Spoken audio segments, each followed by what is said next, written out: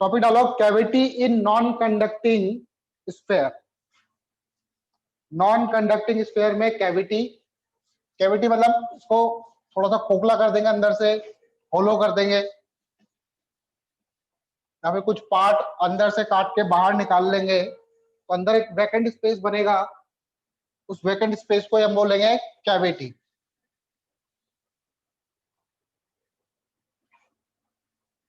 Cavity in, पहला डालो आप, दोनों का पढ़ेंगे, पहले हम पढ़ेंगे कैविटी नॉन कंडक्टिंग में। Cavity in non conducting sphere, non conducting sphere. तो मान लो मैंने ऐसे स्फेयर बनाया, अब इसके अंदर से ये खाली पोर्शन है, खोखला ये, और यहां पर ये सॉलिड है। बात समझ में आ रही है? तो मटेरियल आपका यहां पर प्रेजेंट है, चार्जेस यहां पर प्रेजेंट है आपके। इसको आप होलो नॉन कंडक्टिंग नहीं बोल सकते, होलो नहीं है, बस थोड़ा सा एक स्पेस अंदर से खाली है, जैसे नारियल होता है ना, उस टाइप से।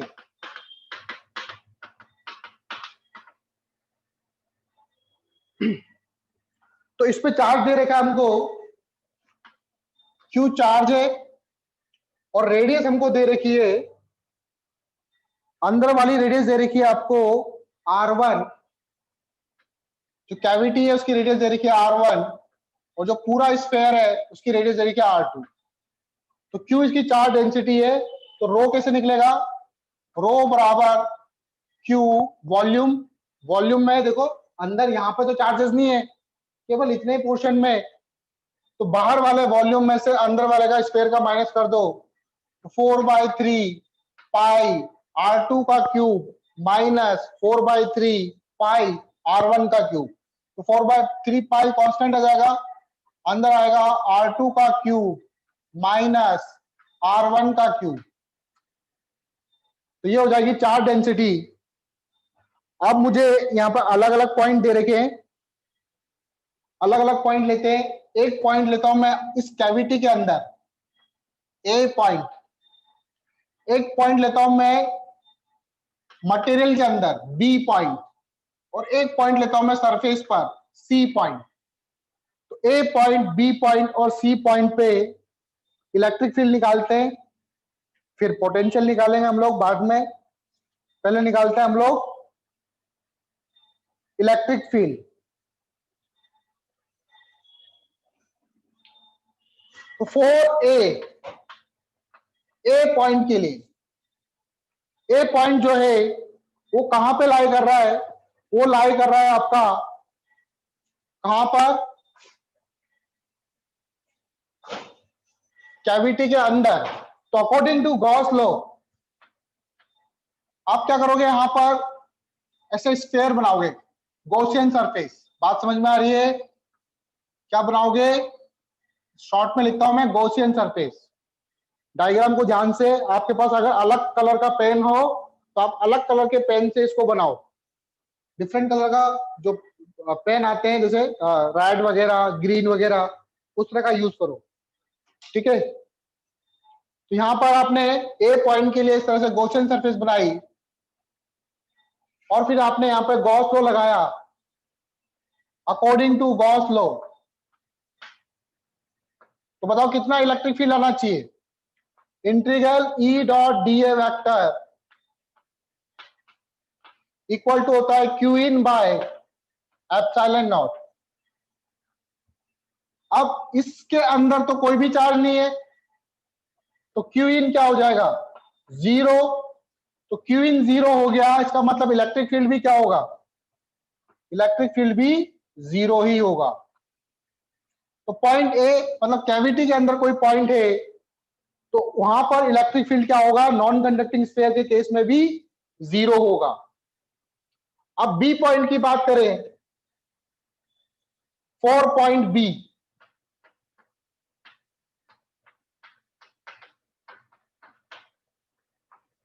तो बी पॉइंट में वापस से आप क्या करोगे, गॉसियन सरफेस बनाओगे, बी पॉइंट को इंक्लूड करते हुए। इस तरह से आपने गॉसियन सरफेस बनाई।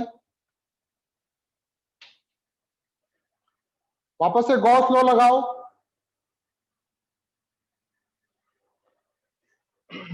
क्या होगा, according to Gauss law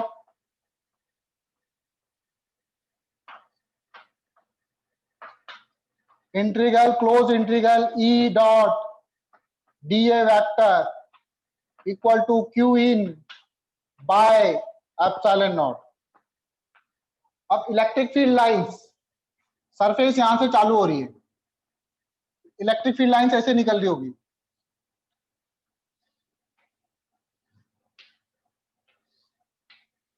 cavity को छोड़ दो, ऐसे करके इलेक्ट्रिक फील्ड लाइंस निकल रही होगी,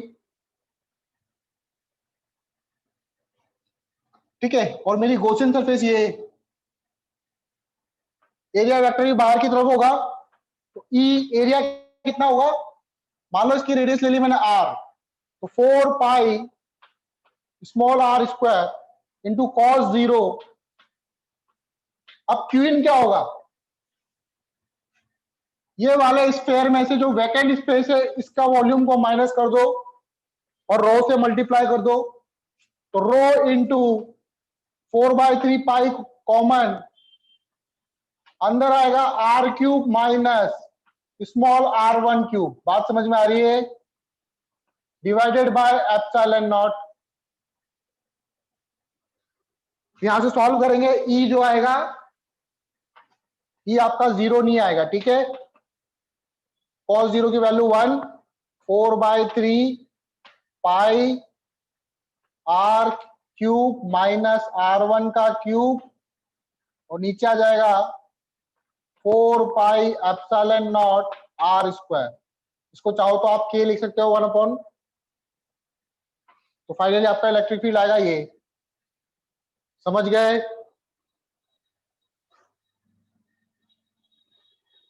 और सी पॉइंट के लिए, सी जो है वो सरफेस पे लाई कर रहा है, सॉरी सी को हम लोग थोड़ा बाहर ले लेते हैं, सरफेस पे क्या, सी को आउटसाइड ले लेते हैं, यहां पे ले लेते हैं। एक हो गया अंदर, एक हो गया बी, और सी हो गया बाहर। वापस से सरफेस बनाओगे आप इस तरह से, तो इसके अंदर तो सारा चार्ज आ गया,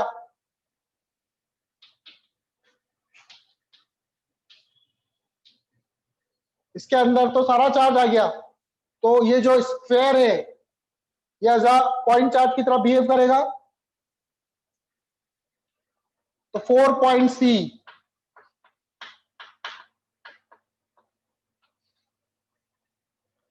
integral E dot d A, आप यहां पर डायरेक्ट लिख दो, स्फेयर एक्ट एज, ये पॉइंट कहां पर है, outside, act as point charge की तरह बिहेव करेगा, और चार्ज कहां पे रखा होगा, सेंटर पर, इसके सेंटर पर। तो इलेक्ट्रिक फील्ड क्या हो जाएगा, डायरेक्ट लिखो के क्यू बाय आर स्क्वायर, क्योंकि सारा चार्ज इसके अंदर आ जाएगा। सॉल्व करोगे ये आएगा गॉस लॉ का यूज करके, ई बराबर आएगा के क्यू बाय आर स्क्वायर। आई बात समझ में। हाँ जी। तो हमने देखा यहां पर ये इंपॉर्टेंट क्वेश्चन है, ठीक है। आप ऐसा करो, जैसे अगर मैं डायरेक्टली नहीं लिखता, मैं बोलता कि गॉस लॉ लगाऊंगा मैं यहाँ पे, तो आप गॉस लॉ लगा सकते हो, अकॉर्डिंग टू गॉस लॉ, क्योंकि मुझे पहले से ही पता है कि जो ये स्क्वायर है वो पॉइंट चार्ज की तरह बिहेव करता है। According to Gauss law E dot d A vector करोगे आप equal to Q in by epsilon naught. अब क्यू इन में क्या होगा, जितना भी चार्ज है स्फीयर के अंदर वो पूरा चार्ज हो जाएगा क्यू इन में, क्यू लिख दोगे आप, epsilon not, electric field line ऐसे निकल रही है, एरिया वेक्टर भी ऐसे होगा, तो ई एरिया कितना होगा, एरिया इसका लेंगे हम लोग, जो गॉसियन सरफेस बनाए इसका एरिया, तो इसका एरिया हो जाएगा 4 पाई आर स्क्वायर। ई बराबर हो जाएगा Q 4 pi epsilon naught into R square, और 1/4 पाई एप्सिलॉन नॉट क्या होता है, के, ये हो जाएगा के क्यू बाय आर स्क्वायर। तो आप बोल सकते हो कि ये ये फॉर्मूला था किसका है, पॉइंट चार्ज के कारण। तो स्फीयर एक्ट कर रहा है किसकी तरह, एक्ट एज पॉइंट चार्ज, क्योंकि ये फॉर्मूला किसका है, पॉइंट चार्ज के लिए फॉर्मूला था ये। पॉइंट चार्ज का, यस सर। तो यहां पर तो क्या, जो कैविटी हमने बनाई थी, कैविटी का सेंटर और जो स्फीयर का सेंटर है वो तो कोइंसाइड कर रहा था, लेकिन कैविटी तो कहीं पर ही बन सकती है, यहां पर थोड़ी, यहां पर ही बन सकती है कैविटी, वैकेंट स्पेस तो कहीं भी बन सकता है। तो अगर बाहर कहीं दूसरी जगह कैविटी बने, तो पहला था ये, when cavity of centre, sorry, when centre of cavity and centre of sphere coincide. Second इसमें है वो जो पहला था, वो दोनों जो कोइंसाइड कर रहे थे। दूसरा है when centre of cavity does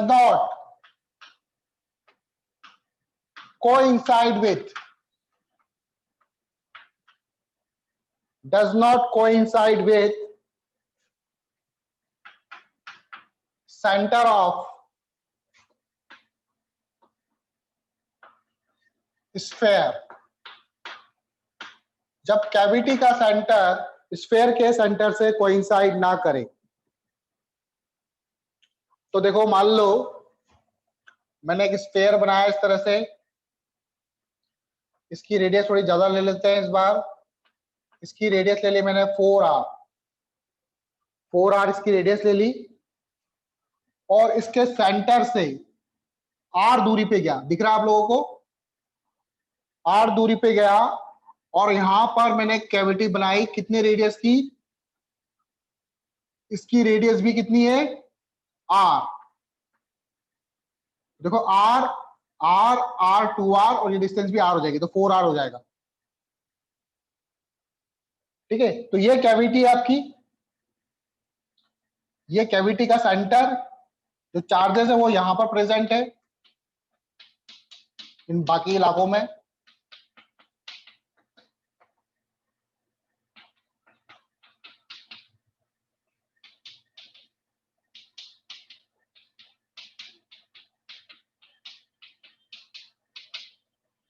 ठीक,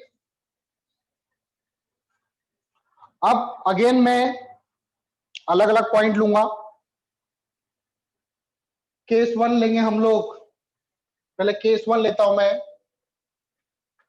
केस फर्स्ट, पॉइंट को पहले बाहर लेते हैं। पॉइंट आप लोग अलग अलग फिगर बनाना, मैं एक ही फिगर में बार बार इसको मिटा के सही करूंगा ना।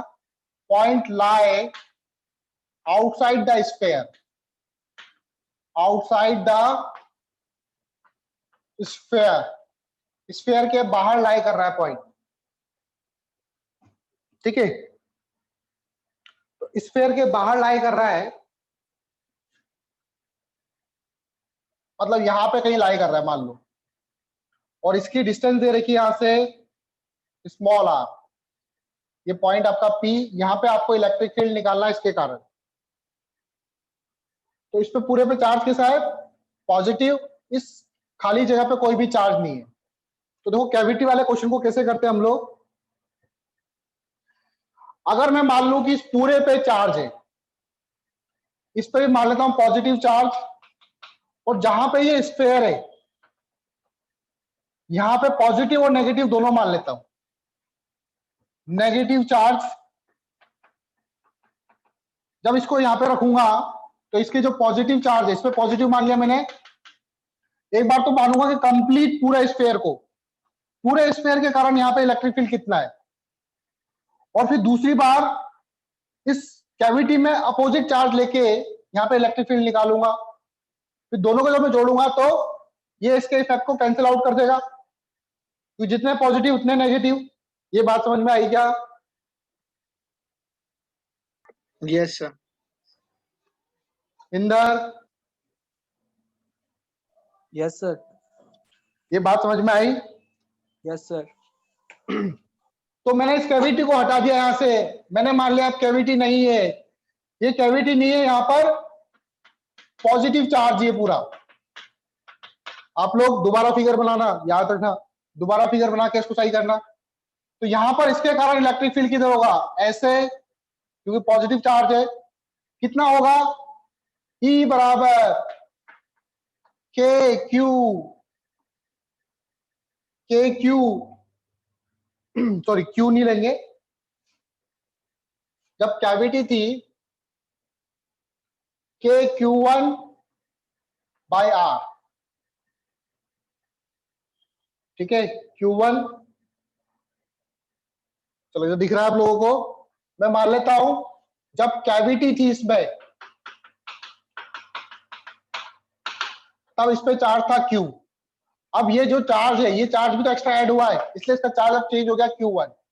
इसकी चार्ज डेंसिटी रो बराबर क्या होगी, Q डिवाइडेड बाय 4/3 पाई, बड़े वाले का वॉल्यूम में से इसका वॉल्यूम माइनस कर दो, 4R का क्यूब माइनस इसकी रेडियस स्मॉल r थी, स्मॉल r का क्यूब, ठीक है। तो यहां से आपकी चार्ज डेंसिटी निकल जाएगी, और चार्ज डेंसिटी जो होती है वो कांस्टेंट होती है। जब आपने पूरे पे भी चार्जेस मान लिए तब भी इसकी चार्ज डेंसिटी क्या रहेगी, रो ही रहेगी। तो इसके कारण इलेक्ट्रिक फील्ड होगा के Q1 बाय R, क्योंकि अब मैंने चार्ज मान लिया इसमें Q1 कैसे निकालेंगे, Q1 निकालेंगे हम लोग चार्ज डेंसिटी इंटू पूरे का वॉल्यूम, 4/3 पाई, R की जगह लेंगे 4R का क्यूब। बात समझ में आ रही है। और इस पे चार्ज डेंसिटी ले ली मैंने Q2, लेकिन अपोजिट साइन में, तो Q2 हो जाएगा आपका माइनस लोगे मैग्नीट्यूड फॉर्म में बोले तो माइनस, सॉरी रो 4/3 पाई स्मॉल r का क्यूब, क्योंकि इसकी रेडियस स्मॉल r है। कुछ बात समझ में आ रही है।